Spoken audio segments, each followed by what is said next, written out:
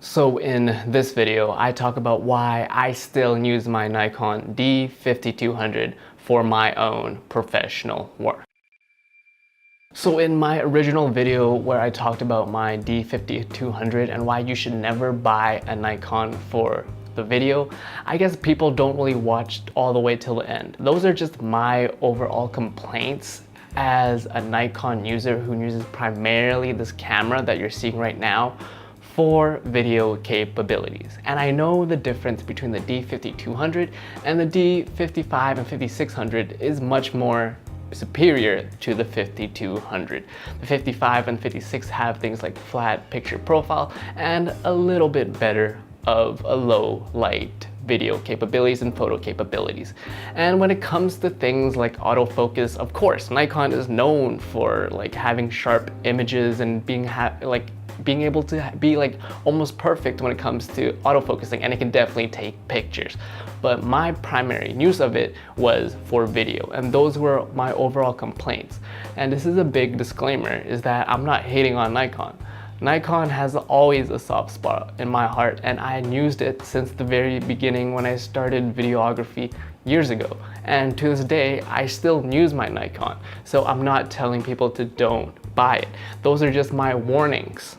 But like YouTube and the audience and the community it is, I'm gonna answer your guys' feedback on that video. So let's jump straight into it. Chris Cortez says, I love my D5500 for video. It'd be perfect if I had great autofocus. Gotta work on what you have, right? Of course. Also, the 5500 shoots 1080p and 60 frames per second and has a flat picture profile option for video, which is great.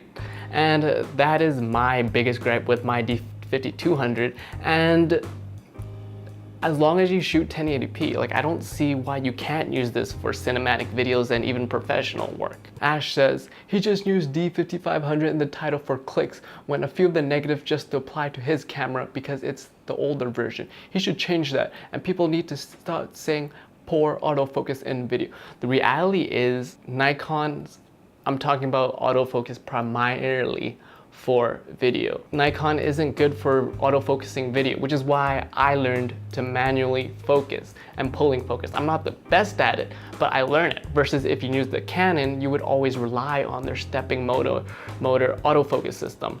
So, it has its pros and cons. I'm definitely not hating on the D5500.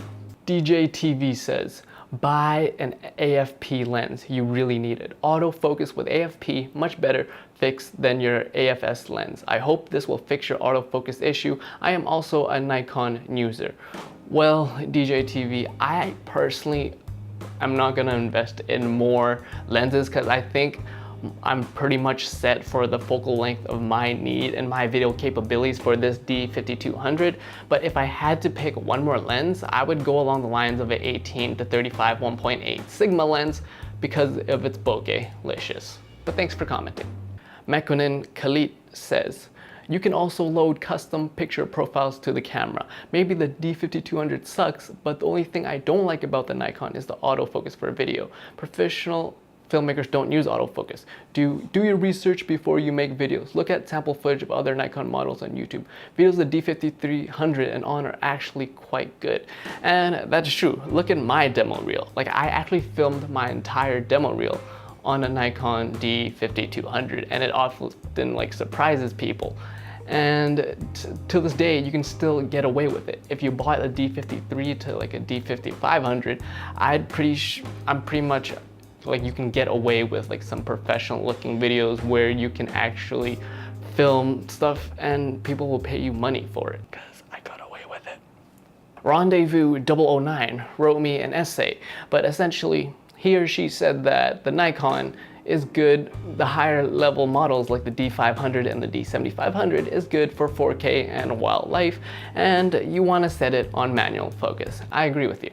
But the thing about the D500 and the D7500 is that it is a much higher price point. You're looking at $3,000 to $4,000 in terms of camera gear versus if you spent on a primarily focused video-based camera, DSLR, mirrorless, micro four thirds that you can get for $2,000 and under.